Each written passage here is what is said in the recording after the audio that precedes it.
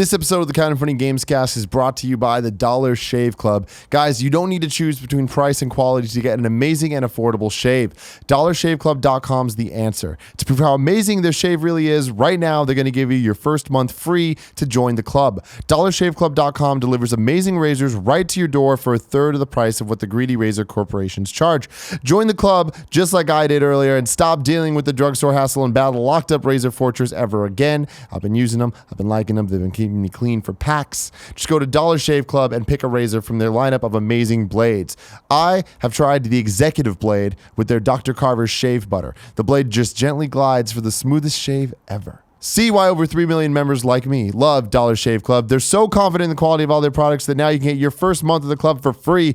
Just pay the shipping. After that, it's just a few bucks a month. No long-term commitment. So, if you're one of those people that are scared like Nick, it's okay. No hidden fees. Go to dollarshaveclub.com/gamescast. That's dollarshaveclub.com/gamescast.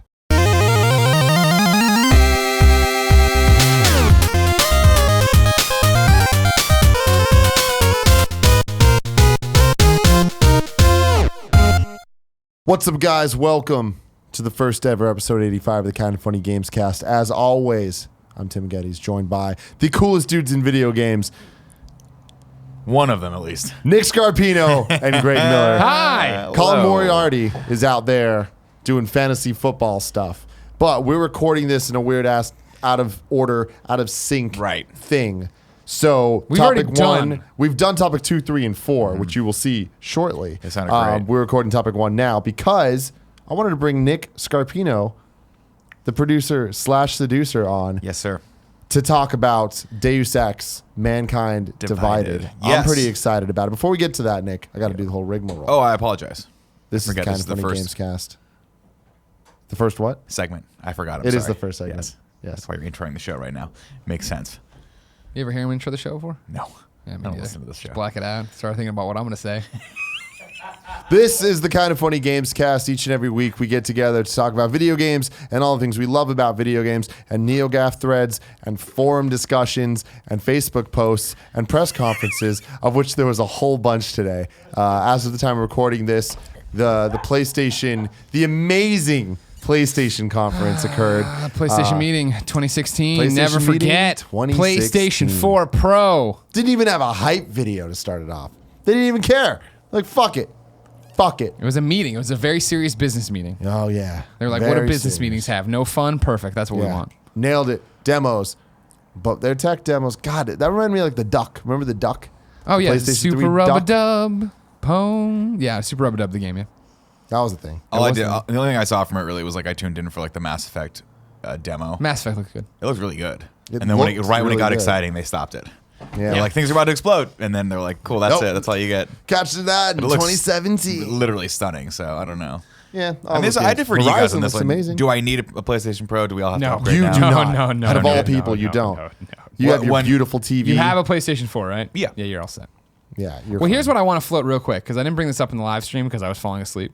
And I might have already, while we've been doing this, maybe it's been confirmed, denied one way or the other. Mm-hmm. It sounded like the guy in Mass Effect was Nolan North.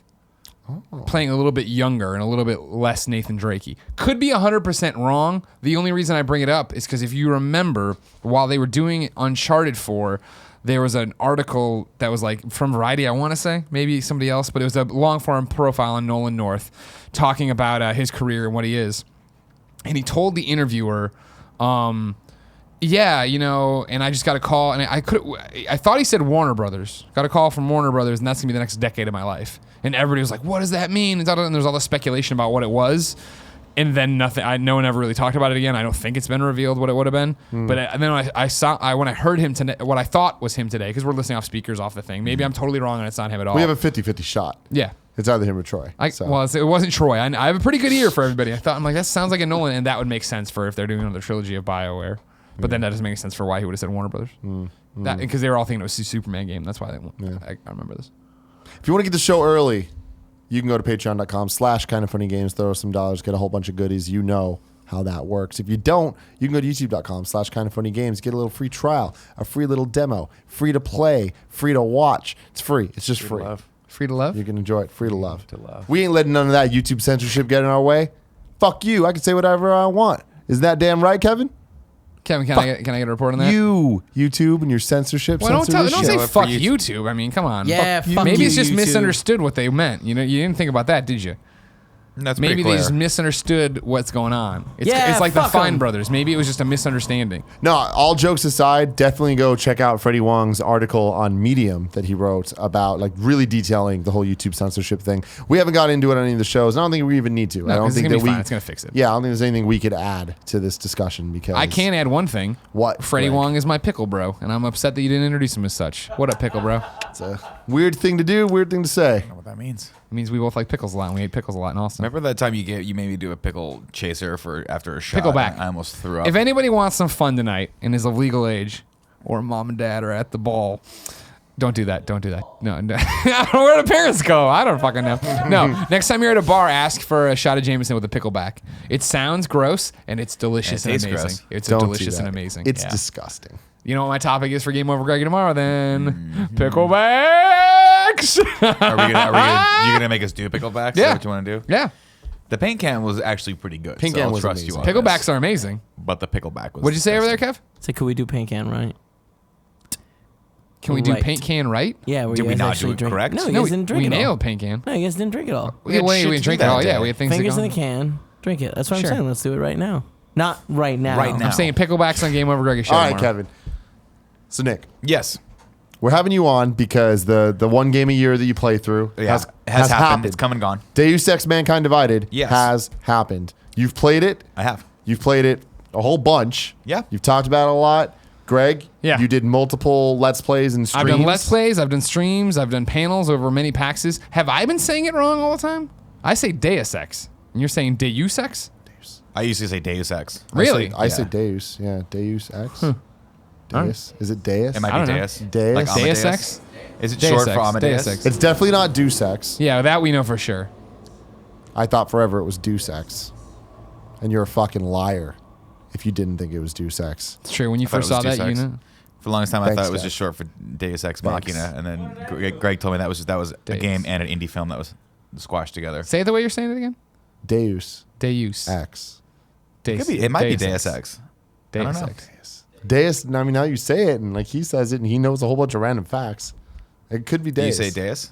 Is there anyone that we can like Deus. figure this out? Yeah, I'm I on mean, it. I'm sure we Get have on friends it. that work on the game. Get on it.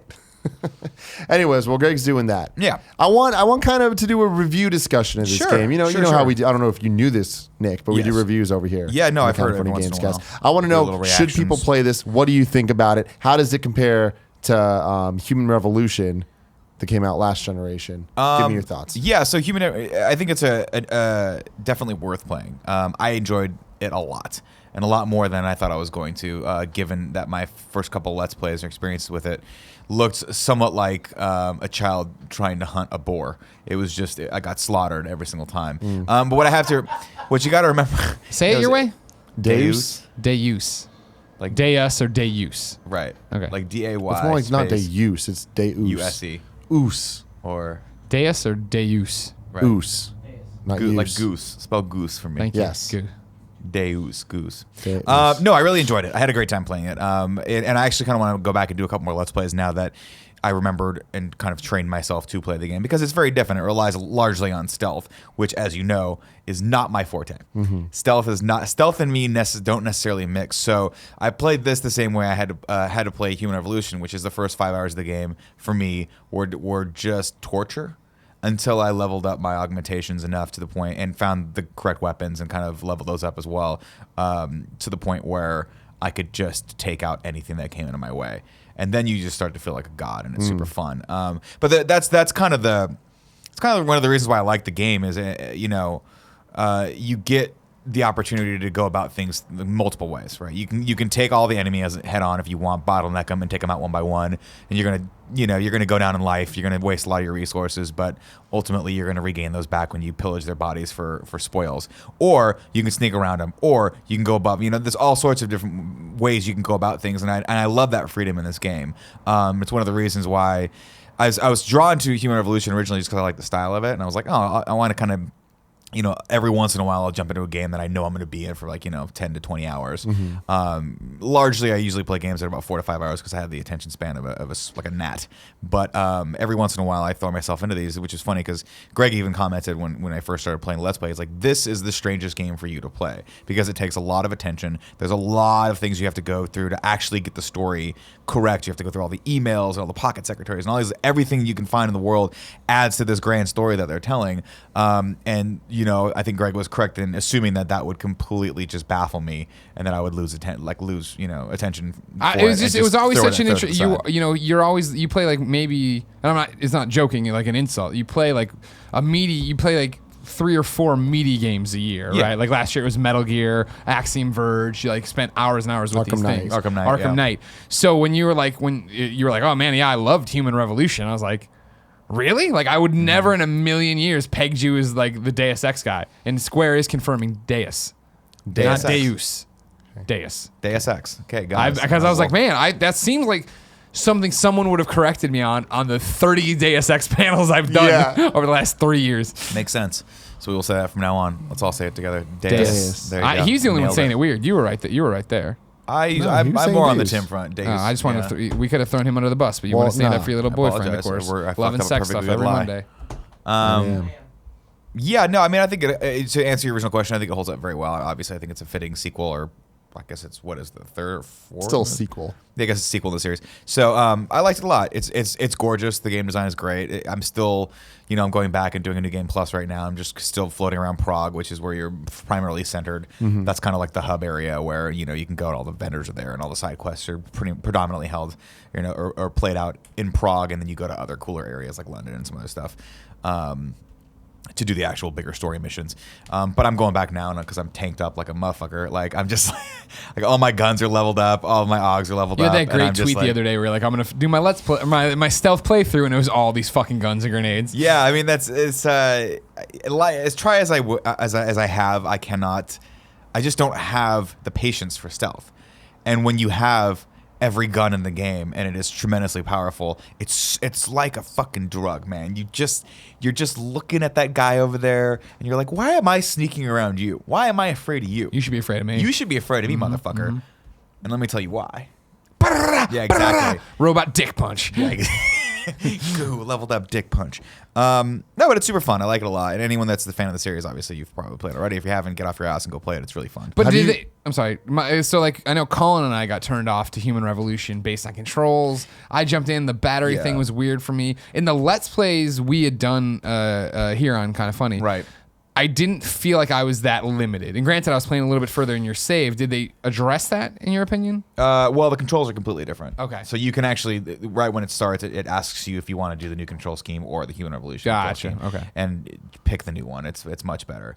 Largely because I think, if I remember correctly, in Human Revolution, you had to click in one of the sticks to aim, and that was the worst. Now, it takes a little getting used to, and that's one of my only gripes about the actual control scheme is that to cover, you have to click in the stick, which when you're in a firefight, inevitably you end up vaulting over shit for the first 3 hours of the game and getting your head shot off. Sure. Because you have to just kind of settle down, breathe, and get through it because every single thing is everything the controller does is a vital component to your survival in the game, as opposed to a normal first person like Doom, for instance, where you're like, I don't have to really worry about the trigger. And that's pretty much it. Yeah. Everything else take care of itself. But I liked it a lot. I'm going to go back and play more of it, I think, tonight, and probably I'm losing steam on it pretty quickly though because I have beat it. And again, it's another one of those games where your choices actually do matter in it, and I learned that the hard way. I don't want to get. Are we spoiling anything? I don't know how far. No, try not to. I'm not gonna. Yeah. So did you get a good ending? I did not. Okay. Yeah, I got an okay ending. Okay. There's a lot of things you can do if you do correctly. You can really have a good impact on the overall story and the overall world, what's happening in the world. And I did not do those things correctly. Gotcha. And so the world that my Adam Jensen is living in is probably a lot darker, than it should be. A lot of his. How was the story this time around? It was cool. It was a little for me. It's hard to follow the story. It's the same with Human Revolution, right? And that's my only other gripe with the game is that the story is so intricate and it's told over so many different cutscenes and so many different emails and so many different conversations that you kind of happen to walk by that it's harder for me to follow. There's a lot of enemies in the game that you don't really see. There's a lot of it's sort of. a lot of the game is based on that sort of conspiracy notion that there's this bigger organization out there that's trying to pull the strings, and you're just a puppet, and you're trying to figure out who you're really working for, who's working against you. To put it in context, at the very, very beginning, you get a cutscene with this sort of Illuminati group that is doing something nefarious. I'm not going to spoil what. But you really have to pay attention to that. Gotcha. Because I didn't the first time, and I was like, I don't really know what's going on. And then on my New Game Plus, I came back actually with having the full context of how the story was going to unfold, and I'm like, oh shit, this is the setup for the entire story. I get that, but they introduced, I shit you not, 5 different groups, 20 different characters. You never really see these guys again until maybe like, I don't know, 6-7 hours into the game, so you can't really remember what's going on. And then you are set up as working for one organization, and you're a sleeper in another organization trying to get to a third organization that may or may not be a good organization, because they might be a puppet of another organization that might be tied to this Illuminati group. So it's a very intricate. There's a lot of stuff that happens, and the reason why they set it up that way, obviously, is because they want you to have a nice, 10 to 12 hour long game with side missions and things like that you're actually invested in.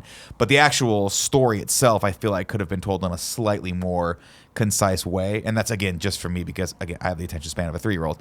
I like the idea of the 3-hour story that plays out over 5 hours, not the 2-hour story or 3-hour story that plays over 20 hours, because I feel like I just got lost at a certain point, and I'm like, who am I supposed to kill?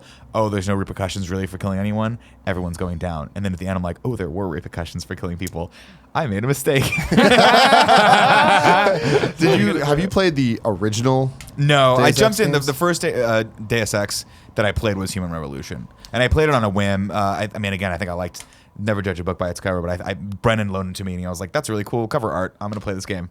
And I just got hella into it for no reason. So I'm just going to go out on a limb and assume that you don't remember Mankind Divided or Human Revolution that much. I don't think I beat Human Revolution either. So I think I played probably about 80% of it, but I don't remember ever actually beating that game. So you kind of answered the question I was about to ask, but do you think you needed to have played that one to enjoy this one? From a story or yes, gameplay if you want the standpoint? full story, yes, because it picks up right after, some crazy shit goes down and explains exactly why the world is the way it is. The world starts. Well, I don't want to spoil too much of it for you guys, but yeah, I would go back and play the first one, and it's fun. But it's a radically different game, and I think this one plays a little bit better. And you put it in context, I think this one, they do a lot of interesting things where if you find certain elements in the game or you complete certain missions the right way, you actually bypass some really hard parts, which is really, really cool. But if you remember correctly, one of the biggest gripes people had of Human Revolution, myself included, was the fucking 2 hours in or even an hour in, you face a boss that's impossible. And that's the first boss. And every boss after that is roughly as hard. In this one, depending on how you play, you might not get a boss battle. It's crazy. That's cool. And so stuff like that's really, really cool where, I'm going to be honest with you, I use the guide probably about 20% of the time. I'd log on and just kind of make sure I didn't, because I wasn't sure I wanted to do another game after this. And I'm glad I did, because a lot of those other things I would never have even thought with my style of play, I would never have happened upon them. A lot of them literally you have to sneak up on people and listen to their conversations and they'll be like, oh, this thing's hidden over here. Oh, great. And obviously you don't, it's not timing wise. It's triggered by you going up to them. Yeah. But if that person has a giant fucking hole in their head because you just put a shotgun to their mouth, That's trouble. Uncle You Nick can't did. hear. Yeah, he can't. He's not talking anymore. So, but it's fun. I mean, again, that's good. But that's not. That is a way of playing the game, and it's super gratifying to me because I get to a point where I'm like, okay, my strategy is to figure out where everyone is in the world, and instead of sneak around them, figure out what the best bottleneck point is, and then bring them on and take them out one by one. Yeah. And it works, and you can beat the game that way if you want. But I'm telling you right now, probably employing stealth, better idea.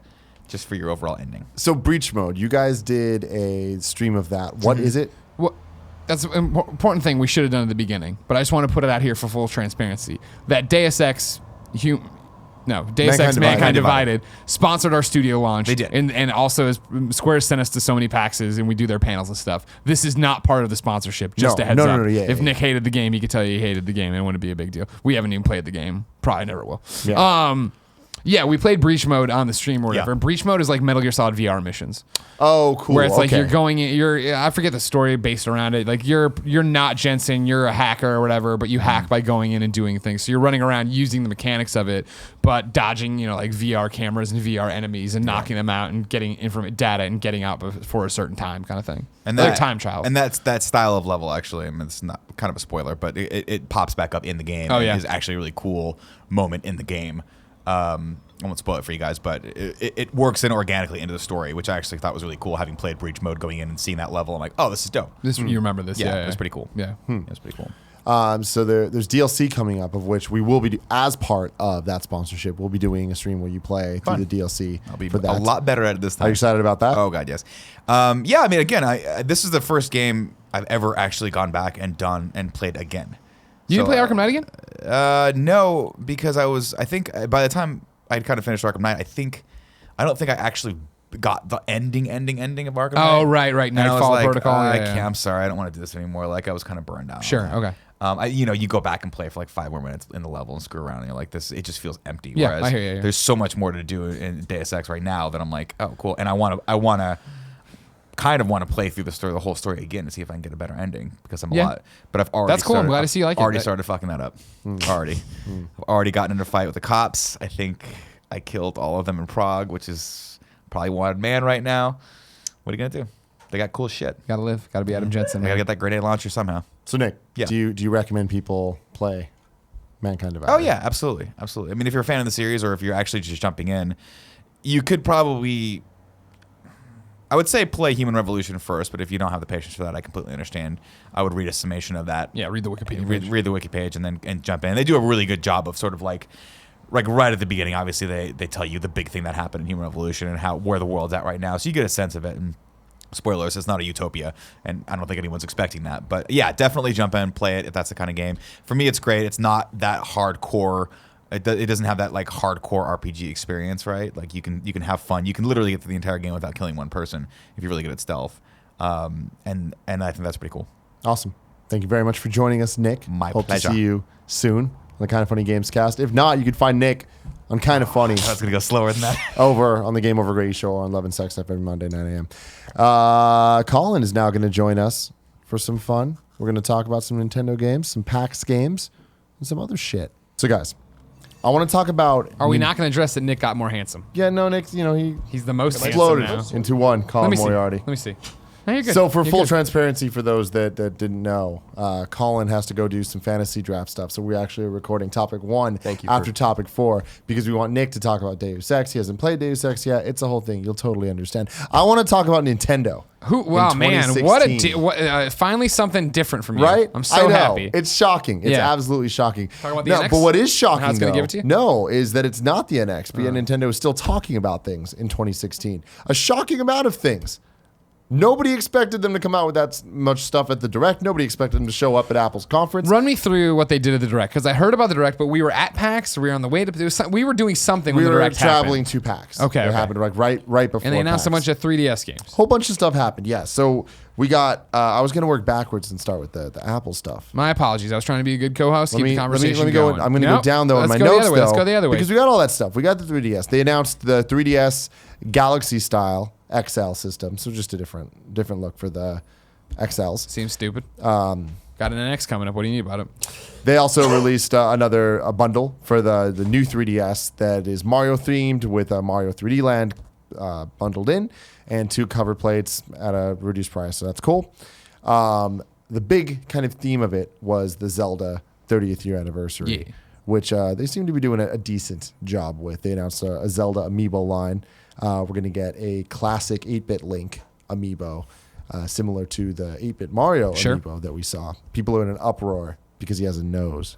Oh my God. Yeah. They are just pissing on your childhoods, America and Japan.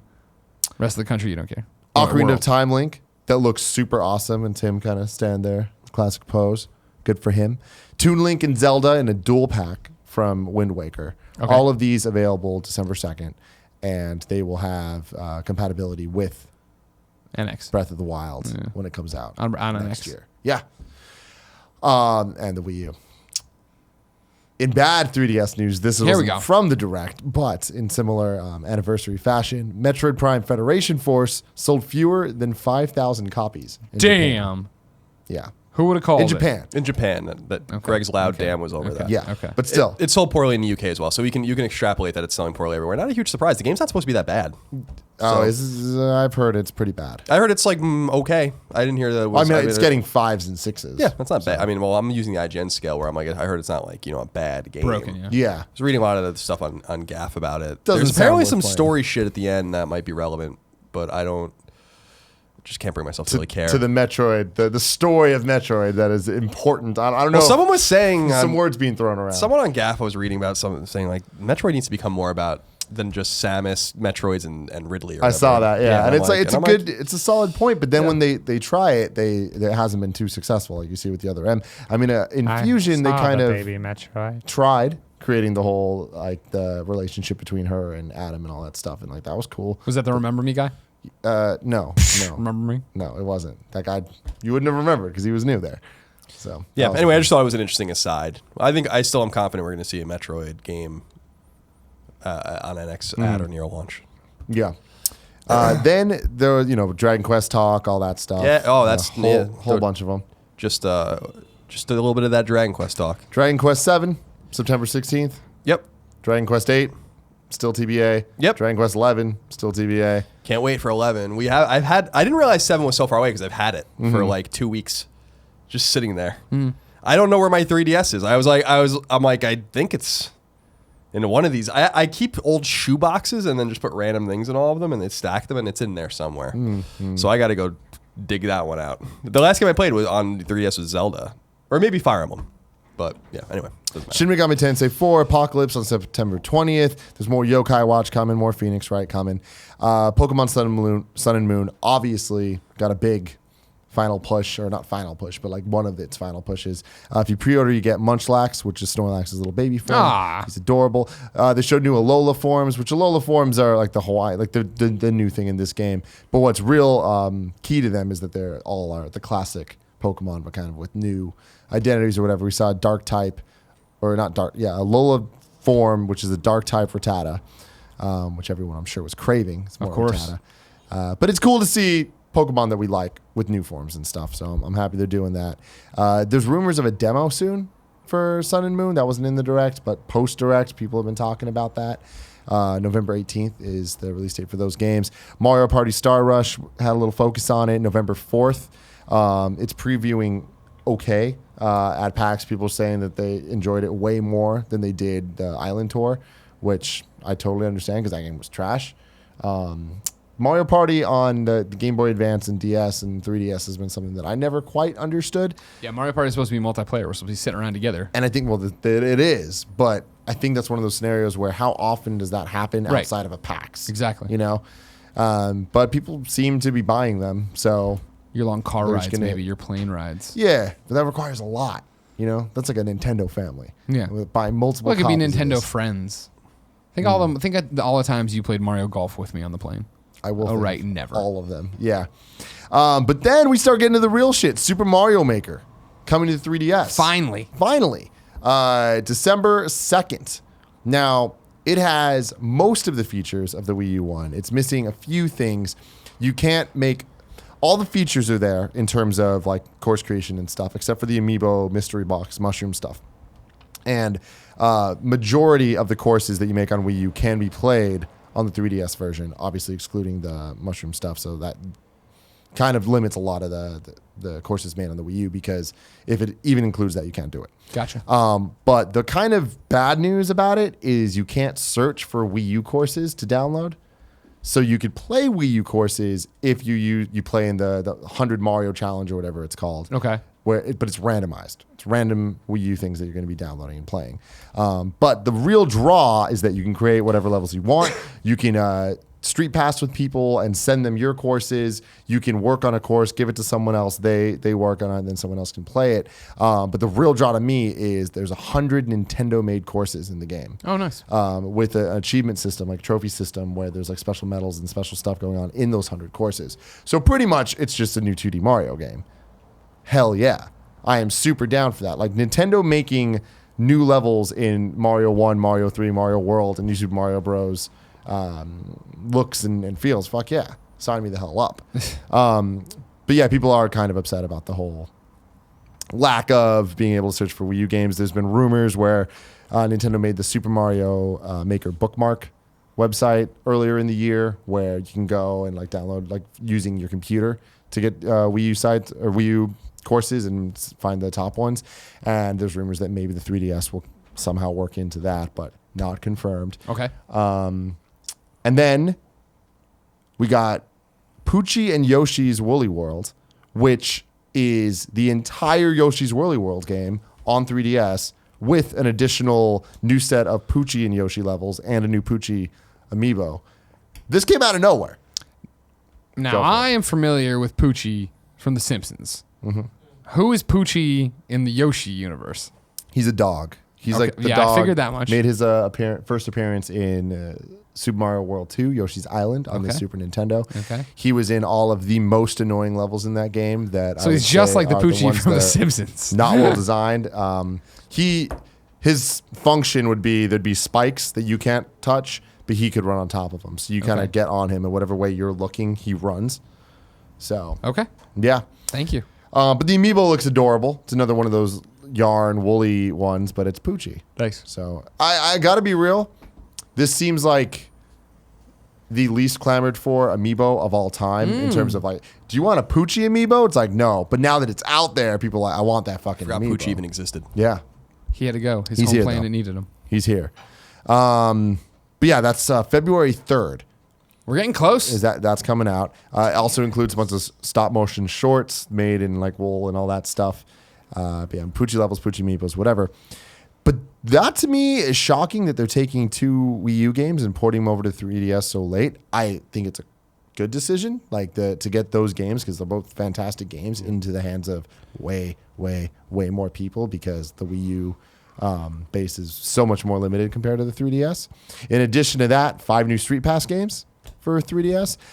Mario Sports Superstars, which is all of the sports in one. Yeah, they shouldn't have done that. They should have just made another golf game.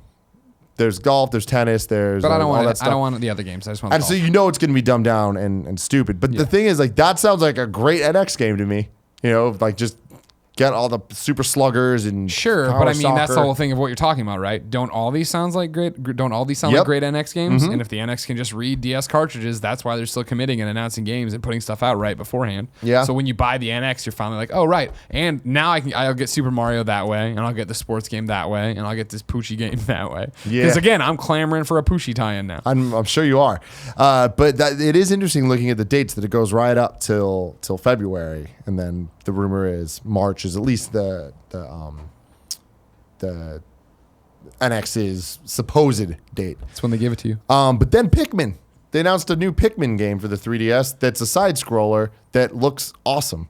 It looks like it uses both of the DS's screens, the top one and bottom one where you need to kind of interact and use the Pikmin to kind of look ahead. And it reminds me a lot of the more experimental titles that went on in the Nintendo DS, not 3DS. So it's cool that they're doing that. It seems super random and late, but they're obviously putting a lot of attention to the 3DS now in a way that I totally would have expected them to just be like, all right, we give up. We're coming hard with the NX next year. But they didn't, man. They're coming through. Then they talked about Animal Crossing. There's going to be a mini direct coming up soon. A new set of 50 Amiibo cards, a new Leaf update. I'm not really too familiar with Animal Crossing, so I don't really know. But they're talking about Animal Crossing DS or Animal Crossing NX or Animal Crossing the mobile the thing. new or what? Leaf, which I think is the That's a 3DS one. 3DS game. Yeah. Okay. Yeah. Because I'm ready for an Animal Crossing on NX. We should launch with an Animal Crossing on NX. I don't know. I mean, We because they need also an Animal have Crossing the NX. the mobile I mean, one. I want an Animal Crossing NX. They could make Animal Crossing work on NX. They could have made it work on Wii U and Wii better than they did too. Sure. Though, so, I always found it weird that game was kind of ahead of its time, which is rare for Nintendo in terms of online functionality. But Sure, like, I Animal have- Crossing I have- was so weird on the GameCube because it was really an online game. Right. And it's so weird to try to connect with people, bring over and go get your cherries from somebody else. But I liked that game for like 1 week. I was like, I can't take this. See, we played it in the house, and that's why it worked, and that's why NX would get me so excited about it. If NX is the rumor device we think it is. In college, when we had the GameCube, we all played in the same town there, and that was a lot of fun. So the ability of, if I had my NX with me at all times, and Tim and I are playing at home, to come back together and do some kind of crossover, trade this, do that, which I know they had on 3DS version. I remember when NX was big there, or I'm sorry, when Animal Crossing was big on the 3DS or whatever. Great, but I'd love that to be around and be prettier and work better and have a better online infrastructure. Yeah, I so with some of this stuff, like it's unintuitive in a way, because I thought the same thing, that they would kind of let things die down, because I think that's actually smart business to kind of quell the storm a little bit and calm things, and then have a little bit big pop when NX comes out. But they did say that they were going to support 3DS after NX came out, and so I think that this is them putting their money where their mouth is, because we're old enough to remember the 3-pillar strategy and all that kind of stuff, and how that didn't pan out for them. So they made a lot of promises specifically about Game Boy Advance that didn't end up panning out, which is unfortunate, because Game Boy Advance was a fantastic handheld. The only thing that saved is that the DS was an even better handheld. Really, really the greatest Nintendo handheld, I think. I played a little bit of Yoshi's Woolly World at a friend's house, and I really liked it. Actually, it's from what I played, it was very easy, but it was cute, and I'm sure it gets harder later. So I'm excited to see what people think of that game, and Mario Maker, I think, always made the most sense on 3DS. So like I actually felt like it made more sense there than on Wii U. I am skeptical about the sales of not all of these games except for Mario Maker on 3DS, because there is evidence, not much, but some evidence of 50% attach rate of some big games on Wii U, which is an exorbitant and incredibly like unattainable attach rate on almost any other console, with non-bundled in software of games selling. So the fact of the matter is, no one's really interested in Yoshi's Woolly World, and I don't know that that's putting it on 3DS is necessarily going to change that. I think it will. We'll see. I mean, like, I don't see why. I don't understand why a game like Smash would. I mean, Smash is a great game, or Mario Kart or something like that would sell millions of copies on a console with a very small install base. But then Yoshi's Woolly World doesn't sell well on Wii U, but then pushes extra units on 3DS. Doesn't really make any sense. Well, to me. it sold decently on Wii U. Yeah, but not. I'm saying not up to these. Clearly not well enough, or they wouldn't have bothered to port it. I don't think so. Mario Maker. People have been saying since it was announced, like, where's the 3DS version? So I think we always kind of expected that. And I think it was kind of a miss that they didn't get that out sooner, when like the zeitgeist was still kind of going. But there's always going to be a group of people, just like Smash or something like that. They're always playing it. So while I think the Mario Maker moment has come and gone for mainstream gaming or for console enthusiasts that are moved on to the next thing, I think this will help revive it as well. I think that I was a little disappointed too to hear that there's not seamless crossover, but I think it kind of goes over to the weakness of the online functionality of the 3DS specifically, and weakness of the hardware, and its inability to kind of handle things. But again, this is all prelude to Zelda, and I think that, like, you know, none of these are big pops. Even Mario Maker is not a big pop because it's not new. So I think that's smart. If you're going to release a lot of games and show support of the handheld, not have it be anecdotal or not have it be kind of just words coming out of your mouth, but with just really a bunch of bullshit, then they are putting their money where their mouth is. And I'm most excited for the Dragon Quest support. I think that's really cool. You know, people really love Dragon Quest 7 and Dragon Quest 8, and I think this will, similar to what they did with 4, 5, and 6 on DS back in the day. I think this will get people ready for, 10 we're never going to get, and 10's an MMO, so who gives a shit. 11, I think is going to be awesome, and it's going to be on NX, and it's going to be on a few platforms. I think it's going to be on PS4 as well. So it'll get people ready and hyped up and ready to go on those kinds of things as well. Because I really do believe in the Dragon Quest franchise, and it's one of the few franchises that have really held firm, with the exception of 10 and some spin-offs like Monsters and stuff, to really held firm to what makes, I think, role-playing games fun, which is, for some people, which is the grind, which is the length, which is the almost like inane kind of obtuseness sometimes. And I was reminded of that when I played, specifically when I reviewed 9 at IGN. I was like, I forgot how fun Dragon Quest could be. So I'm excited for people that never played 7 on PS1 or 8. I have really no experience with at all, comparably on PS2. I'm excited for those games. Those were the biggest announcements for me. But I understand that in the West, that's not really Dragon Quest isn't really a thing anymore. So. Yeah. I'm really impressed by the Direct overall. It was our first Nintendo Direct in ever, really. I mean, at E3 we had the Zelda thing, but that wasn't so much a Direct as much as it was just gameplay. Sure, here's a stream. Like a live stream. Yeah. Before then, I think the last one we got was like last April. So it's been a while. I'm shocked it came out of nowhere, and I can't believe we got this much to expand the vast library, but it is indeed expanding. And I'm more concerned about the NX stuff. That's the expanding motion. Yeah.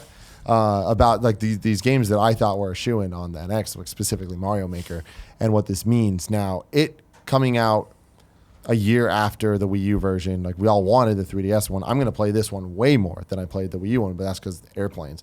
Playing new Mario levels on airplanes sounds awesome to me. But then it having this lack of Wii U thing might be on purpose for an X version that is portable and does. And is that shitty? Sure. But I mean, whatever. At least there is something that holds on to the idea that the NX one still could exist and be the superior version, the definitive version. So I'm hoping for that. In addition to the Direct, though, we got so obviously the Paper Mario Color Splash coming soon. Previewing well at PAX. People seem to really like it. It seems to solve a lot of the problems that Sticker Splash and the other one had, Paper Jam had in more recent times. Not really my thing. I've kind of moved on from the Paper Mario franchise. I love the first one. I love Thousand Year Door, and the Super Paper Mario on Wii. That was mine. fun, but I it was loved it a lot, different. yeah. And I think these games in recent times have kind of went even more that direction, which I'm not really into. But then today, as of recording, Miyamoto came out at Apple's iPhone 7 events, very unexpected, and announced Super Mario Run, which is a one-time pay automatic runner. So it's not an endless runner. It's similar to Rayman Jungle Run or Fiesta Run, which if you haven't played, I highly recommend getting them on either on Android or iOS. They're 2D side scrollers where the character's constantly moving, but you're just jumping. But depending on how long you hold it, they jump higher or lower. You can double tap it to do different things.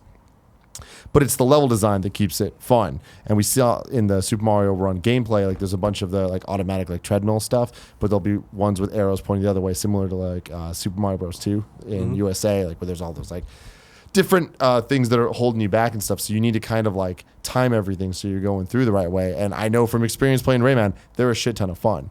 And trying to get all the coins and stuff, like it can get really challenging. And it sounds simple because it's like, oh, all I'm doing is jumping, but it's like, well, the game's designed around that. So there's a lot there. And the fact that it's a Nintendo-made game makes me really excited because they obviously have so much polish when it comes to their stuff. And Ubisoft knocked it out of the fucking park with Rayman. And I think a lot of people that are asking for a traditional 2D Mario game on phones don't really understand what they're asking for, because I went back and I downloaded all the Sonic games on my iPhone, and I've been playing them, and they're traditional games where it's like you use one side to move, one side to jump, and it's fun, it's fine, but it's like it's not great. It's not designed for that. It's not designed for it, and it's like definitely not accurate, and there's a lot of issues. Whereas in playing the Rayman game, I felt in control entirely. I knew what I was doing. They designed it around one-handed play. They're targeting December 2016 for it. It's also coming to Android and iOS. So, what do you guys think? I don't care about the game personally, but I do. There's two things that I drew out of this when I was kind of paying attention to this morning when we were watching it or reading about it more because we were preparing also for the PlayStation conference. I've come to respect Nintendo's restraint on iOS. Just in this short time that they've been really there, because it would have been really easy for them to just been like, oh, here's Super Mario Brothers, and we figured out a button mapping solution that's probably not very good, and you're gonna buy it, so we don't really care, And then I've done that for everything. Now there are some games I think you could probably play from the NES era, first party games. I think Zelda might work on there. I think that Pokemon. Pokemon definitely works.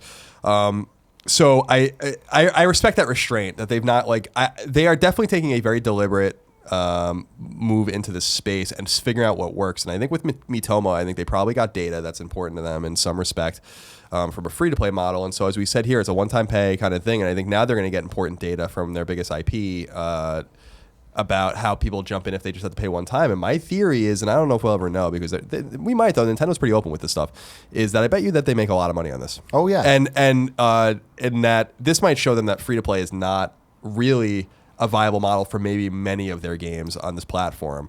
But they're showing restraint. We don't know the price yet, but I bet you they show restraint too. I always think they're the antithesis of Square Enix in a lot of ways, who are shitting out a lot of their games on iOS for a really expensive price point, comparably like $15 for some of these games. With some of them, like I saw 6, like terrible fucking sprites, terrible translations, typos and all this shit. And I'm like, that's a company that just doesn't care. Yeah. And at least we know that Nintendo, on a platform where it seems like no one really gives a fuck, that Nintendo does care. And so I respect that. Not a game I'm really interested in playing, but I'm interested in seeing the data. You know, like that's what I want to see is like, how does $2, how much money do you make? Yeah, For a I think they're $2 gonna Mario do. game. I think they're going to do really well, and I do think that it's a IP by IP game of what's free to play versus what's not. Speaking of that, they said based on a variety of factors, we felt it was most appropriate for Super Mario Run to launch ahead of the other two apps, Animal Crossing and Fire Emblem. For mobile, we'll launch before the end of our fiscal year, which ends on March 31st, 2017. So that's getting closer to the NX conversation. Those are the first two real games announced after Miitomo. Pokemon Go came kind of in the middle of that. And also today, Pokemon Go Apple Watch functionality where you can kind of do almost everything you can do in the app but on your watch for the people that have that, and that's cool. Continuing Pokemon Go, having its updates and constantly evolving. And stuff like that. So I got I'm it excited because like a about Pokemon. Have they talked at all Got it, about because the anecdotal number is from, I guess, people that track this stuff, like marketers that track this stuff, firms that track this stuff, is that the fall off of Pokemon has been massive. There's been so 500 million downloads as of today. There was at peak 50 million people playing, Which is and incredible. Since that month, it went down to we've lost 15K of them, So 35 million still play once a month. Is that what you're saying? something like that. Yeah. So do they have any more granular stats? Like that's not even That's that all interesting. I- That's that's all I someone can booting up find an app. looking at so it, like I so. wonder. Yeah, I'm curious. I'm curious about this one because Pokemon Go seemed to have come and gone as rapidly as you would have expected in terms of Twitter and all those kinds of things. People are still playing it by the millions, and they're probably making hand over fist money at Niantic. But I'd be curious about the statistics there too. Yeah. About what kind of data Nintendo can garner about when they put a proper Pokemon game out, how they would treat it, which I think is to sell it. I will say, being at PAX, literally everyone was playing it, which is like, all right, Those are our definitely- people, Those right? are our people. However, when I went on a date with Gia out in Seattle, to some random place away from PAX, with the normies, everyone playing Pokemon Go. From this like 5-year-old girl screaming like, "Oh my God, there's a Dratini," which caused me to boot it up for the first time in like 2 weeks. To like her mom and her mom's friend. They were just standing there, and I was just like laughing at Gia. I was like, they're all playing Pokemon Go right now. Yeah. She's like, how do you know? I'm like, because they're screaming about Dratinis. I went to brunch a few weeks ago here in San Francisco out on the ocean or whatever, and it was the same thing where, there was something off in the woods, and you kept seeing people come in off the street or off the path out there and walk over there and get it and get back out. I will say that all the normal people in my life that were playing it are not playing it anymore. So and they were obsessed with it for I don't know, a few weeks, which is fine. That's usually my obsession point with any game I like. So I'm not judging it. What I would want to see is some sort of marketing data about. I would just love to see some sort of conjecture from Nintendo or some marketing firm that understands about how many copies of that game would they have sold, and would the money would they have made more money, and like what is the proper thing? Like I feel like, I guess what I'm saying is I'm putting a lot of eggs in Nintendo's basket about being able to turn this ship a little bit and to a way where people expect to pay again for quality content. Because I think Pokemon Go is an empty game, but I think it's quality because it must be because people like it. Yeah, and I mean, then with the updates, they're definitely adding to it. It's still not a game in the traditional sense, but they're making steps towards that and kind of building out the story and giving each of the team leaders like more of a fleshed out meaning of why they're there and why each team means something and stuff. Which I think it's cool that at least there's that, because I didn't expect that. I expected them to kind of be like, well, that's the game, moving on to the next one. Yeah, it is a nice. It is a nice idea. So I'm going to keep a close eye on Nintendo moving forward with that. By the way, stock's up 25% today, based on just that conference. Mario So Run thing. because they actually own that, as opposed to a Pokemon Go, which they don't make. And that makes total sense. Everyone had to tell the shareholders. Yeah. And then the last thing is NES Classic still coming out November 11th, $60. So It's like my most eagerly anticipated thing. We were talking about this, I think, earlier on Colin and Greg Live. Like, I look at this fall, and I'll just be honest with you, I'm like, this fall kind of looks bleak. There's a few games I'm excited about. Okay, Mafia 3 looks great. Really excited about that. Battlefield 1's campaign gonna be great. But when I look at things, I'm like, well, Horizon slipped, and I was really excited about that. Mass Effect, we always thought was gonna come out. I mean, when I think about the games way back when I'm like, this is what I'm gonna play in the fall of 2016, I'm like, there's just not that much. And so I'm looking at this time as a nice time to go back and play a few remasters San Francisco's on fire. How many fire trucks? What the hell's going It's on? all outside right now. They know this show's fire. Damn.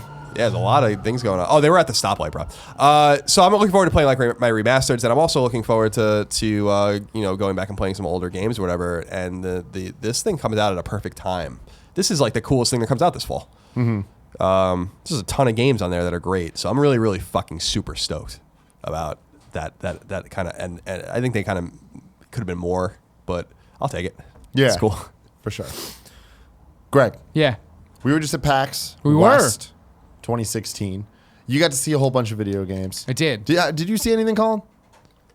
No, I was only there for an afternoon. Okay. So I only came for our, I went to our panel, and then I went and talked to our friends at Sony so I can get Erin to play PSVR, made her a believer. It was amazing to watch. And then palpable and authentic excitement about PSVR at her. It was fucking cool to see. I was like, I told you. And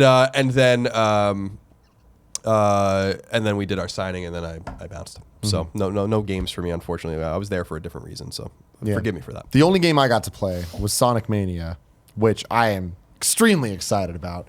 And they are doing such a great job with that game. That game is exactly what I want out of Sonic, and especially having going back and replaying Sonic 2 and CD for the first time. I'm just like, they nailed the physics, they nailed everything I love about Sonic, and they improved on it, and they're actually making it great, which is the most important part. And they nailed the aesthetic, the sound, and the feel of it, which is the most important thing. So super excited about that, and definitely just give it a chance.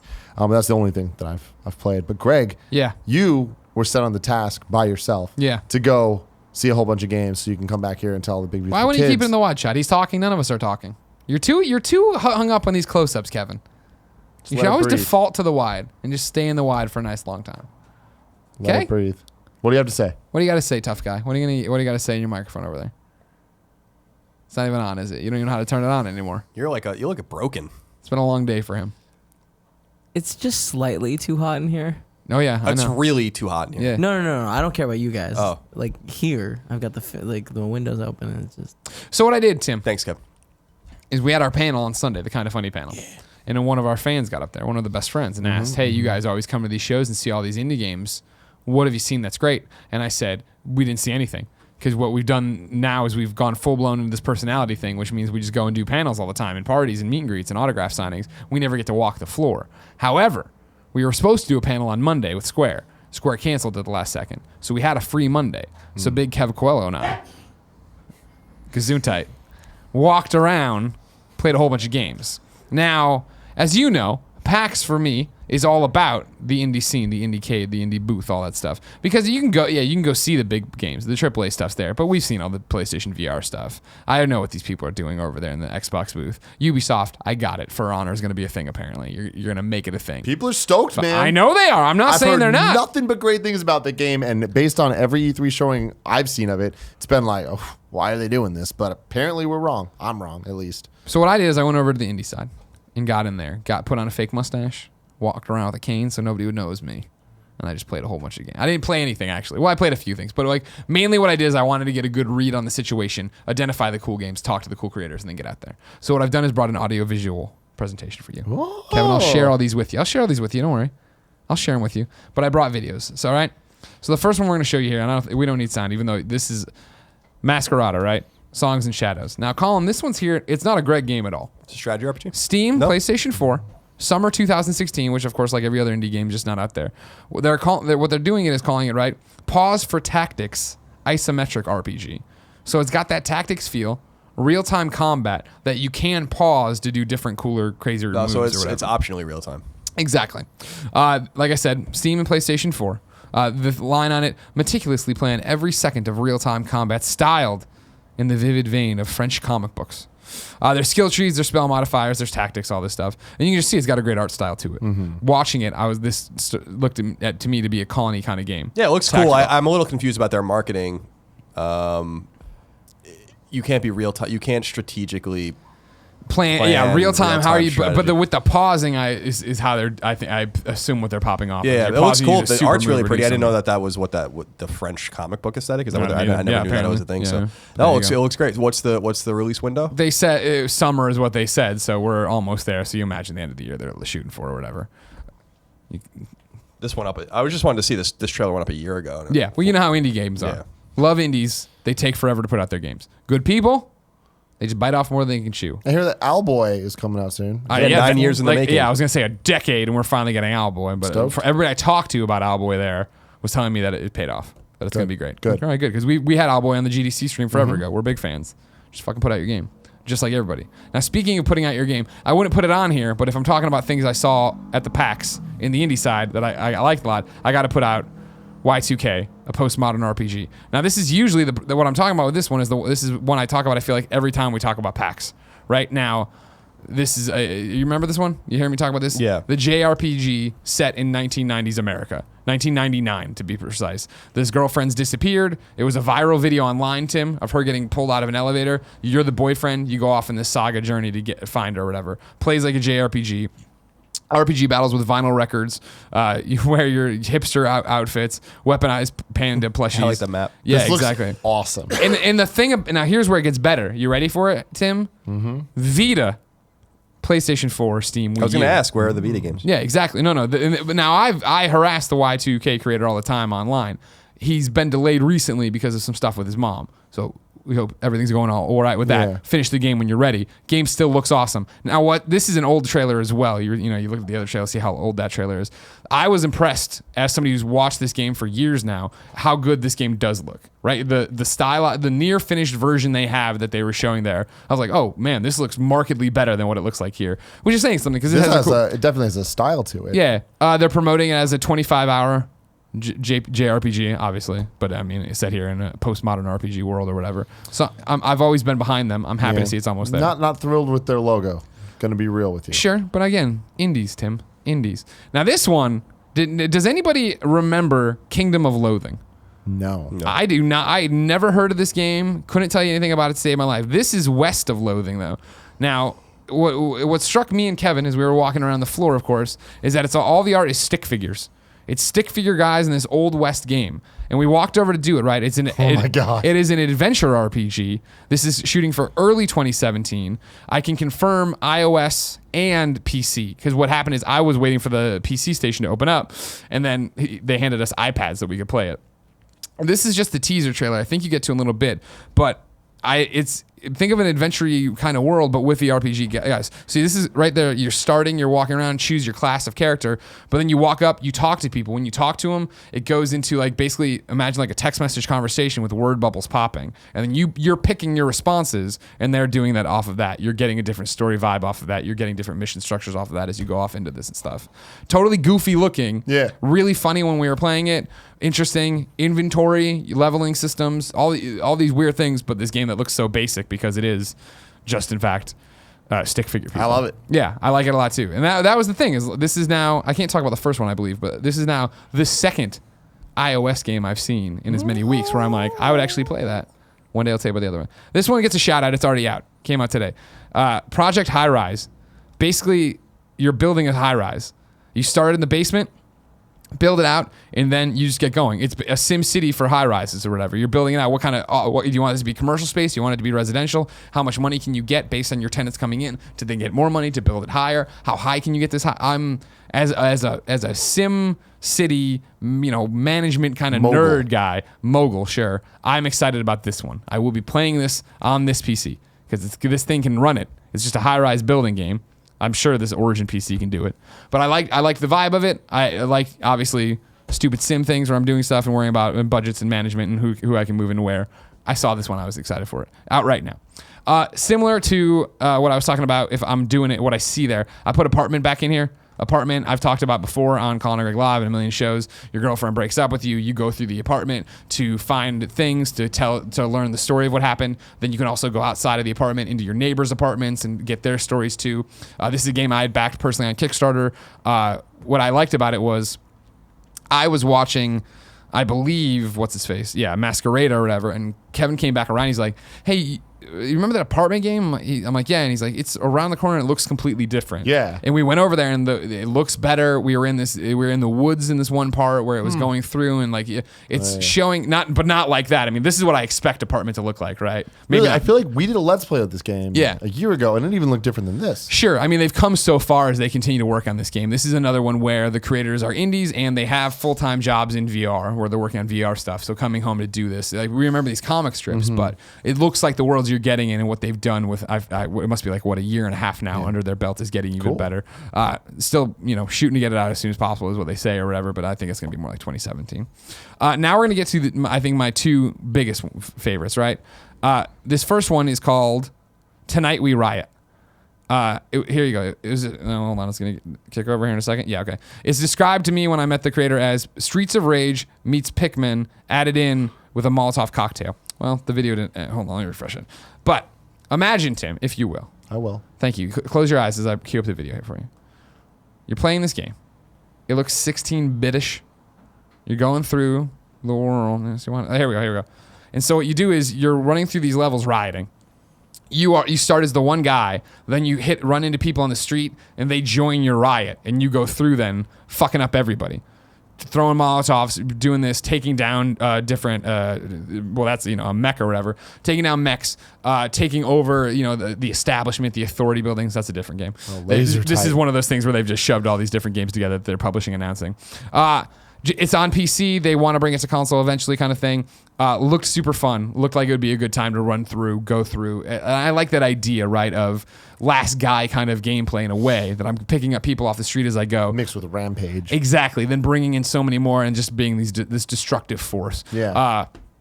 People can die in your group, your main character can die in your group, but as long as you have one person going, you can keep going and keep rioting and keep getting more people to keep, the riot going and get further and further and further. And then the big one that caught me off guard, I never heard of it, and it's still so secret that there's no trailer or anything out for it. Even though I did talk to them about doing a Let's Play, and they're down when we get the chance, is Secret Legend. Now, I don't know if you've heard of Secret Legend, because it was one of those that got a lot of buzz coming out of PAX or whatever. And it's secretlegendgame.com to go sign up for. You are a fox, right? And everything else is Zelda. It's just Zelda. So it's Star Fox Adventures. Sure. If that's what you want to call it. But no, you put it on, you're this little fox, you're in the green tunic, and you run around, and it's beautiful. Not top-down, isometric, to the side kind of thing as you run through and, see a little bit of everything. Opening treasure chest, doing this, but, the thing about it is that it's just breathtakingly beautiful. It looks like a watercolor painting. It's really, really well done in terms of what the character models are, what the environments are going to look like, how it all interacts. And what I found interesting about it, from just watching it for a little bit, is that it's got its own language. And so you're playing and doing things and running into other characters, and then it pops on the screen, and it's all gibberish. You can't read any of it, and then it's yes or no. And so it's like trying to go through, and you're making these choices that I assume you are going to influence who does what with you or how it all works out. And then you just go, though, with whatever that is going to be and deal with the consequences of saying yes or no to whatever the hell's happening. And I asked them, the creator who's doing everything except 2 things on it, of course, do I learn this language as I go? And any kind of a wink and a nod. So it seems like it's going to be a game that right now looks like, oh, cool, it's a Zelda clone, just like what was it today? Ocean Horde. That I enjoyed last night. But I have a feeling as you get deeper and deeper and you learn how to do this, it's going to be, oh shit, there's something bigger going on, let alone if you can come back for New Game Plus and understand it all from the beginning. Mm-hmm. But Secret, that was the one, man, in terms of one that I was like, this is one I can't wait to play. Sounds cool. It's a terrible name. Yeah.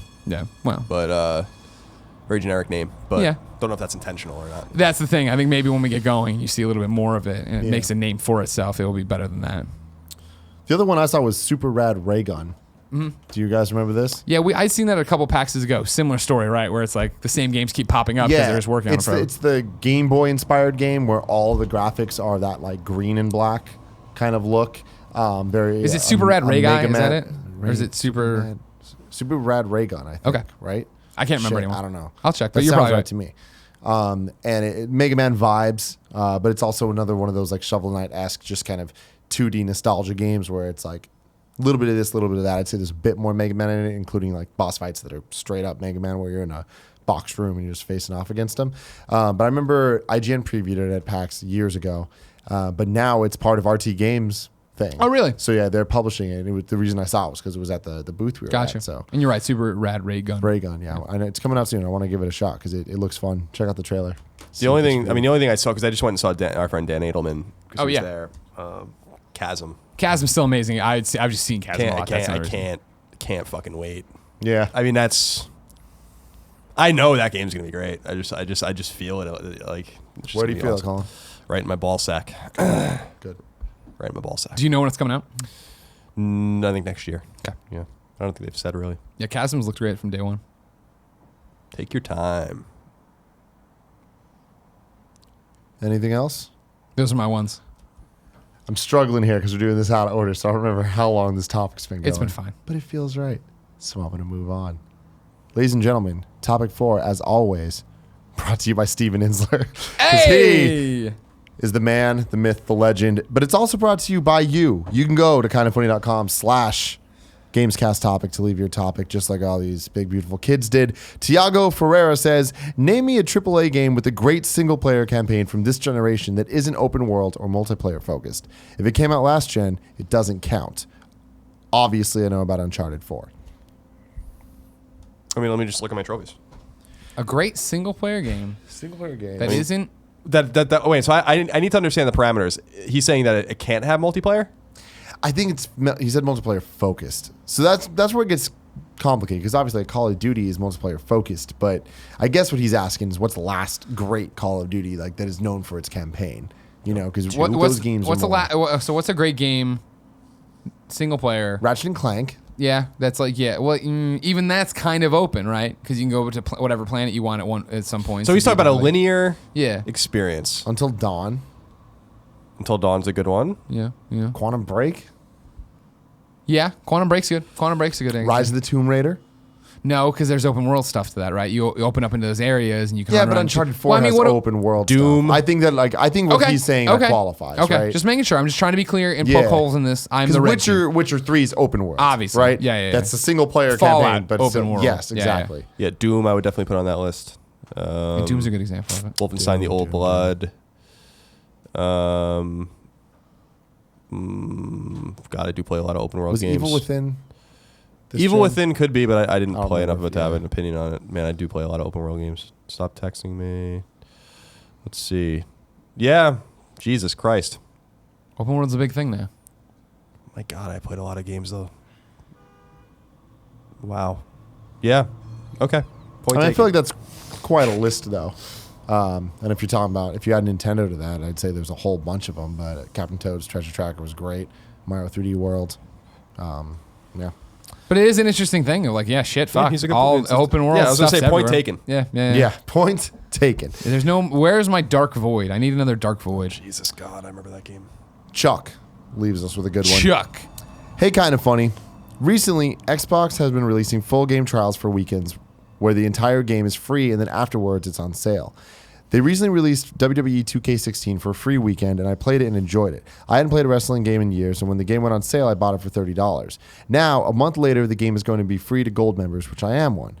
Am I just being salty, or doesn't it seem a bit disingenuous to offer a sale and then give it away for free so soon after? You guys are always worth $1. Chuck. Aw. Thanks. Yeah, I mean, I can understand you being upset about it, but I also think this is, and correct me if I'm wrong, Colin, because I guess we don't know, but it would not surprise me if the two hands there in motion didn't know what the other people were doing. Mm-hmm. I know how some organizations are run and it is broken up. This is similar, but I don't think it was like twirling their mustache. We're gonna get these fucking people. yeah, it's possible that's true, and I think that people always have to look at the other side. That like these guys aren't really, they're out to make money.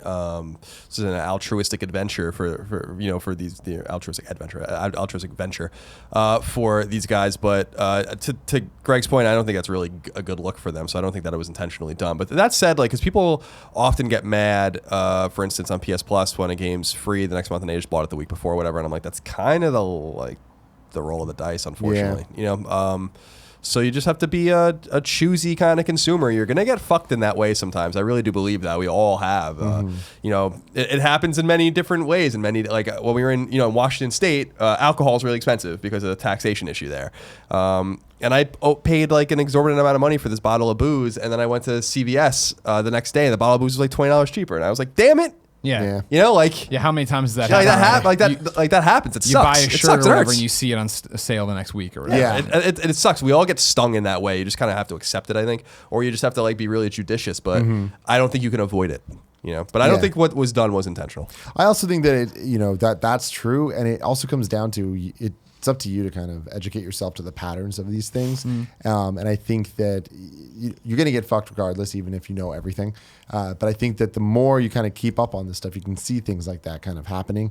And there's certain games that you like, they're going to go on sale. There's certain games that like if you hold off just a month, it's going to be cheaper. If you wait 6 months, it's going to be given away, right? So it's kind of how much do you really want to play that game? And like it sounds like you played based on a free thing and got it on sale. It still was on sale, so that sucks. And you did do the right free, thing of, supporting them by giving them dollars. The rule of thumb, though, is like games are always going to become cheaper over time. If you don't want to, like, you can literally wait and wait and wait, and the game's going to become very cheap. It's harder on digital ecosystems because some of these games stay at full price for a really long time, and then some of them get cut precipitously in some of these flash sales. Like I'm like, I can't believe this game's like literally $3, or $5 or $10. It's easier to play that game at retail, but some developers do the right thing too. Like when Tom Happ released Axiom Verge, I think they said that the game will never be on sale in the first year, like ever. And I think that probably that honesty and candor probably helped them because a lot of people weren't going to wait a year. So that could go a long ways too. Yep, definitely. Segueing from that question, High Speed Squirrel says, do you guys have plans to do another episode with Austin Creed? Of course. Yeah. Yeah, we love Austin. We love up, down, down. It's one of those, how crazy his schedule is. Whenever he comes through, we'd love to have him around for more stuff. Mm-hmm. Love that guy. Wild Blood says, praised be the lords of video games, the heralds of news, the apostles of Shuhei. Bless us with your knowledge and heed my query. Now that the time has passed, how do you feel about Konami? I find myself unable to hate them. Their legacy is too rich and wonderful, and so I find myself feeling not hate, but disappointment. How do you feel? And more importantly, do you think we'll ever see a new IP out of them again? I mean, they're a company. I don't like them. I mean, I'm pretty clear about that. It has nothing to do with even Kojima personally. It has to do more with like the mistreatment of all of their IP. But it's not. I guess it is, but it isn't personal. I mean, they're a company. They can redeem themselves. Hate we joke around and say hate and blah blah, but it's like it's they've done a lot of shitty things, right? I don't rep Konami in a positive light. I don't think man, they're really doing it right. Like they are kind of the garbage truck on fire in the bad way. We're the endearing garbage truck on fire. They're the one of watching like what the fuck's gonna happen next? How are you gonna handle this? What are you gonna do? Will you ever see another new IP out of them in a AAA space? I doubt it, right? Like, why? I don't see them doing that unless somebody came in and like really turned the ship in a different direction. But they do seem focused on their pachinko business and taking chances that aren't big. Like, okay, Metal Gear Survive is going to sell because it's a Metal Gear game. Yeah. I think the chances of seeing new IP in AAA space are almost 100%.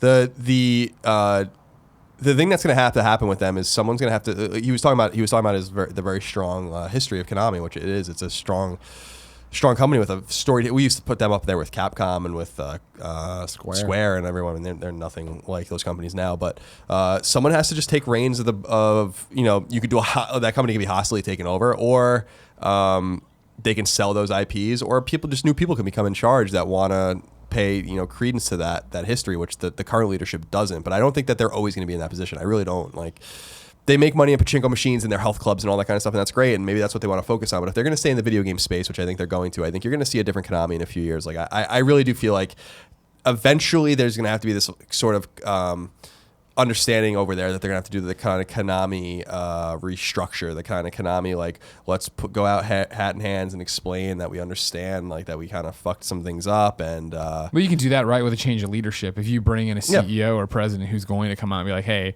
we're not those people. That's what Sega's doing. Fucked up. That's what Sega's doing right now, and it's working. I think it's working for them. I mean, not only with their acquisition of Atlas, but working on Halo Wars, having one of their studios, Creative Assembly, making Halo Wars 2 and all these kinds of things, and making a new Sonic, even though we don't care, we make fun of Sonic, but a lot of people do care.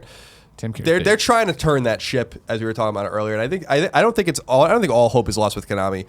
My hope is that if they're gonna just strand those IP with them, that they eventually just sell them. The Castlevania IP, the Contra IP, I mean, these are worth a lot of money. Dance Dance Revolution IP. Dance Dance Revolution. These IP with the right studios are worth a fortune. Mm-hmm. And especially Castlevania, out of like everything that's not Metal Gear kind of category.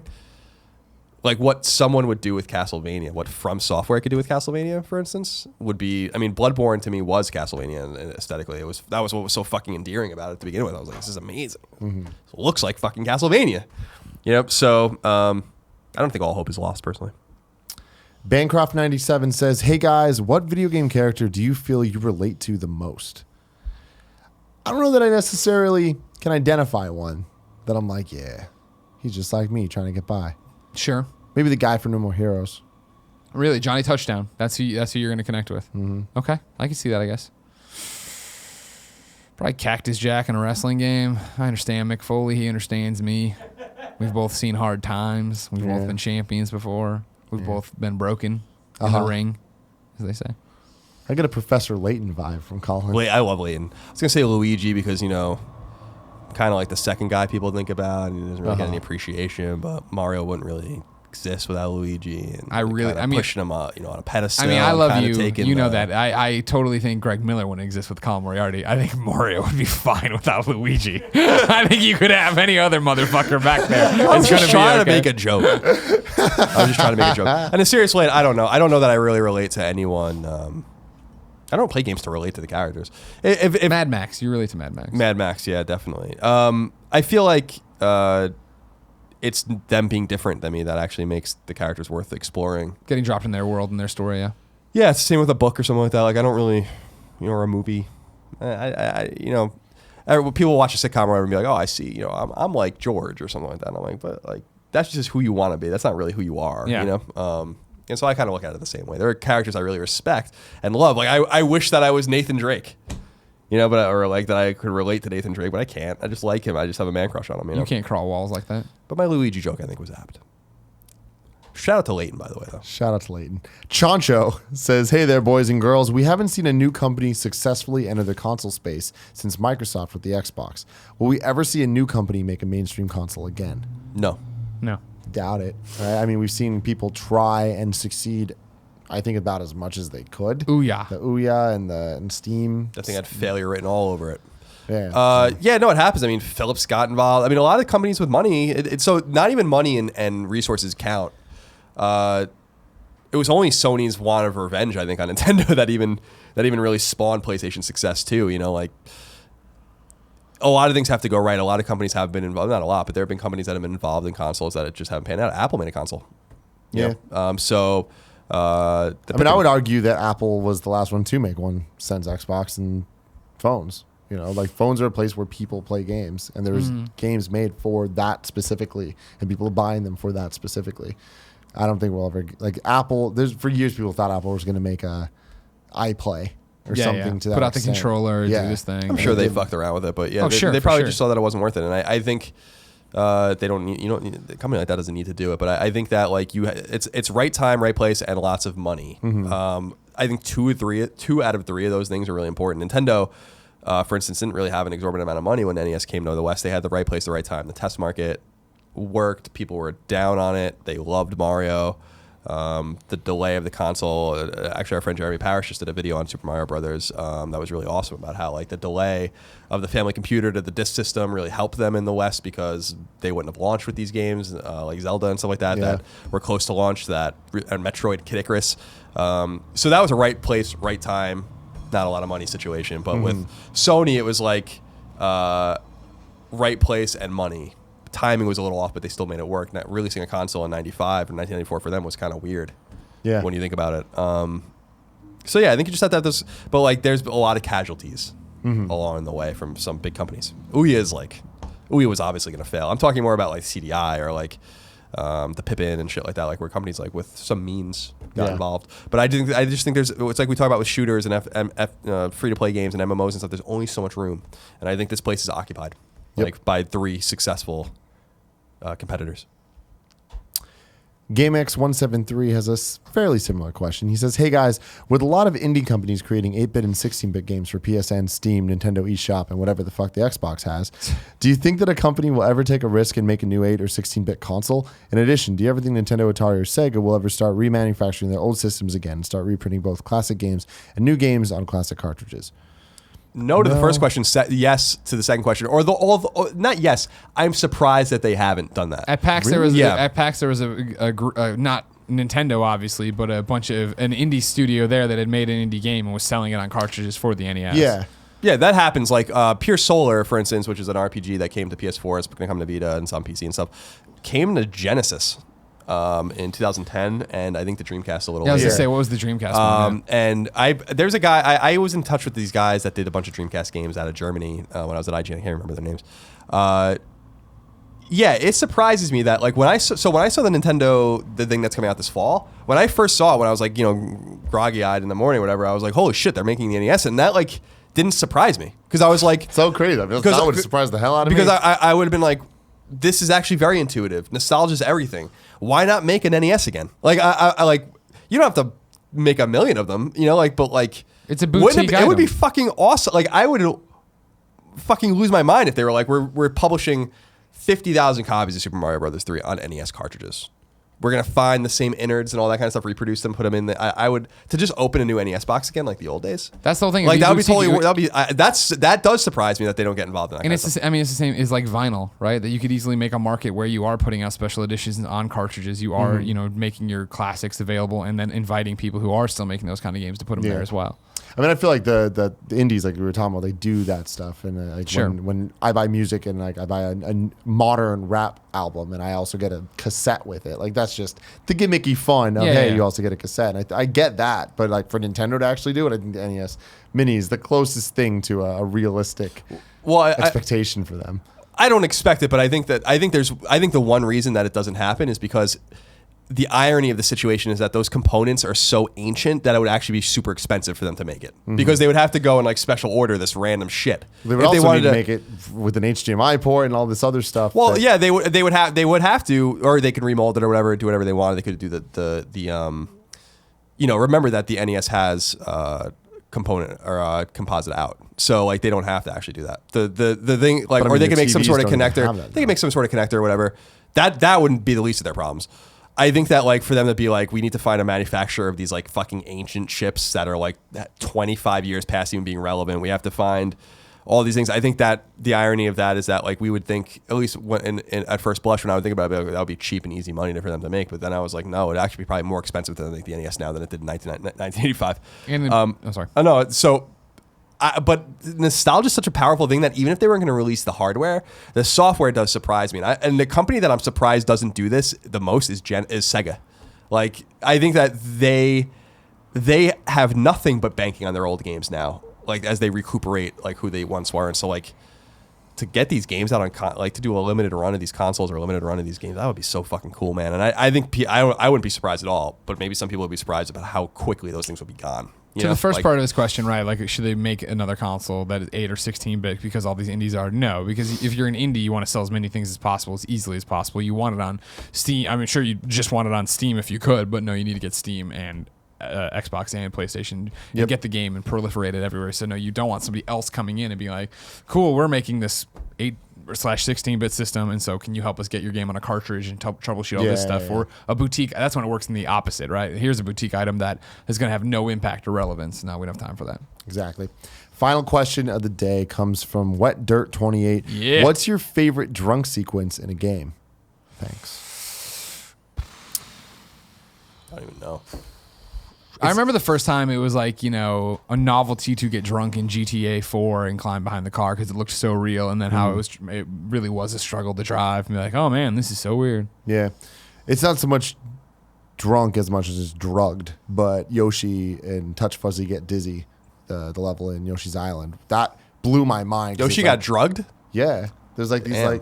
these fucked little up. fuzzy things would fly around, and if you touched it, Yoshi's eyes would get all crossed, and like he'd act drunk and on acid at the same time. Like this whole screen would like shift, and there'd be colors everywhere, and like he'd just be like running left and right. If it counts, then Drake getting drugged in Uncharted 3 I thought was awesome and really well done. Yeah, that's probably that's the only sequence I can even think of. Like honestly, I'm sure there's others, but it was like that ending question where I'm like, I don't know, I can think of a bunch of endings, I guess, but this one was like I can't even think of more than one drunk sequence. There must have been more than that. I remember Monster Hunter, you could get drunk, I believe, on the grog in the inn or whatever and come out. Ladies and gentlemen, this has been episode 85 of the Kind of Funny Games cast. Thank you very much for everything. Kevin's over there. All he wants is a fan on him. I appreciate that. Can we Thank you very finally much agree for we watching. need AC in this room? I Get love the you. AC thing? No. Why not? This is gonna last It's a 2 weeks. nightmare.